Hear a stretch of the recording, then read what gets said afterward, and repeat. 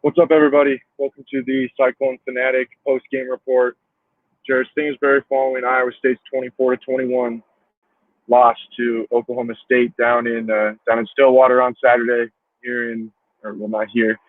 As always, presented by Karl Chevrolet. If you're looking for a new vehicle, check them out at Karl Chevrolet in Ankeny, Karl Chevrolet of Stewart, KarlChevrolet.com, KarlChevroletStewart.com. Everybody say hello to Jacqueline. We're on the Landjet. We got to give a shout out to Landjet for how good they've been to us this weekend. Got us hooked up and got us down to Stillwater, and now we're on our way back home. Going to be a long night, but I'm going to have a bunch of good coverage for you guys coming up here in the next couple of hours. I got my column in the system. I'm waiting for an edit from Chris, and then that'll be posted. But first things first. I have to say I think that this was one of the more frustrating Iowa State games that I've covered in my now 7 years on the beat. As big of an Iowa State football game, coming in as any in recent memory, when you think about the ramifications, what the kind of position this would have put the team in going into a game, two games, I think that are probably more than winnable. Absolutely should win. Obviously, that game against Kansas next week, I think Kansas might be the worst Power 5 team in history, and then a game against Baylor in 2 weeks at home. This should be a win as well. But I think that you look at what happened today, and I don't think that Oklahoma State by any means is head and shoulders better than Iowa State. I think that those two teams are very evenly matched. I think if they played 10 times, they'd probably split 5-5. Both got good defenses. Both are good in the skill positions. But Iowa State's problem right now, and this is what Matt Campbell talked about a lot in his post-game press conference. This is what Lawrence White, Breece Hall, and Xavier Hutchinson talked about. I mean, they just do too much shooting themselves in the foot, and they cannot get out of their own way. I mean, you think about the different situations that they got into, especially when they were able to get into the red zone. I think there was 3 or 4 different times where Iowa State got into the red zone, and they didn't come away with a single point. Obviously, 2 of those were missed field goals. One of them was the situation where they ended up with like 4th and 30 after 2 sacks, a penalty, and had to punt. But it's where when Iowa State gets into positions to be able to score the football, as talented as I think that they are, and as talented as as guys who have shown that they have ability to do good things, they're just not they're not so good that they can outlast some of those issues, especially when they compound on top of each other. Oklahoma State's a really good team, and that is just it's one of those things where you can get away with some of that stuff against a Texas Tech. You can get away with legal formation penalties in the red zone or things like that. You can get away with it, and like you don't like it, but it is what it is, and you can get through it. You can't do that against good teams like Oklahoma State, and especially when you're on the road, you just aren't going to win games that way. And Iowa State has had that problem really all season, but they have to figure out a way to clean some of those things up and get it to where they're not shooting themselves in the foot and taking away opportunities. Because if you think about it, you score on one of those drives, you win the football game. Shoot, if you make the 2 field goals that you missed in the game, you win the football game. And I'm not putting it all on Connor Sally or anything like that, but you think about that drive after the Breece Hall long touchdown run that got them down to I think they got as far as the Oklahoma State 18. They ended up having to kick a field goal from the 31, so it would have been like a 48-yard field goal.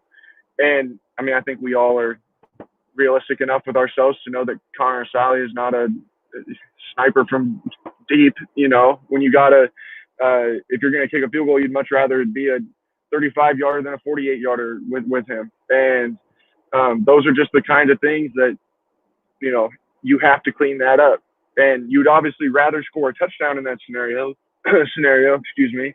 But if you can't, then you want to get yourself in the best position you possibly can be for your field goal kicker. And I'll have to watch the play again. I obviously saw the replay in the press box.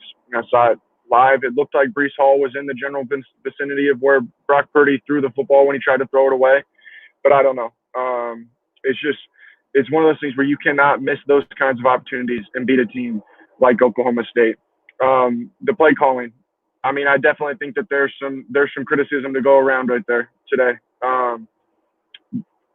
It's really odd to me how how good Iowa State can be at getting their tight ends open at times, but at um, they struggle so much at getting the receivers open. I don't know how many catches Iowa State's receivers have besides Xavier Hutchinson this year. I'd have to pull it up and look. But I mean, if it's more than 15, I would be surprised. And that has to change, moving forward this season. And they have to figure out a better way to be able to get those wide receivers open, and get you in a position to where you don't have to rely on the tight ends all the time. And that's how you end up in a game where Charlie Kohler gets targeted like 14 times with 4 or 5 catches. Um, it's every time that Iowa State gets into a third down, everybody knows where the football is going to go, it seems like. And obviously that's because Charlie Kohler is really good, but you have to figure out a way to have some sort of change up in those kinds of scenarios. And I don't know if that's a schematic thing or what it is, but it's going to take some work here from Iowa State moving forward. On defense, I mean, I thought the defense was pretty good. There was that stretch where they had a tough time being able to get off the field on third down. I thought they did better in the second half than what they did in the first half. But it's just you can only have to bend and not break so many times before finally, you kind of just fold under the pressure. But I don't know. Like I said, I mean, it was as a frustrating a game as I think that I've been part of covering. I think you could tell in the press conference that Matt Campbell was really frustrated. He was especially frustrated with the drops. There was the one big one with Charlie Kohler, obviously, but I think that there's just a lot of little things that this team has to figure out. They have to clean them up in order to be able to reach their potential. And I think that they have the potential to be a really good team, to be a team that could potentially play for a Big 12 title. But they're not there yet. And this was a good measuring stick for that. Now you get back to the drawing board. You got a game next week against Kansas.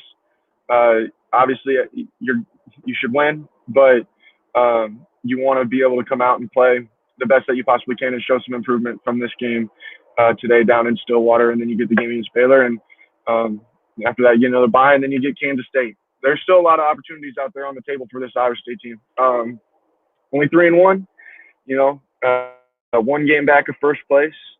Oklahoma State still got to play a bunch of good teams. Kansas State still got to play some good teams, just like Iowa State does. So it'll be fun to be part of. Of course, we're going to have all kinds of coverage for you at Cyclone Fanatic. Thanks everybody for tuning in. Like I said, I'm going to have a whole bunch more stuff coming up on the website here later tonight. I'm going to probably be working most of the way back to Des Moines. So thanks everybody for tuning in. I'll talk to you on Monday on Football and Random Things.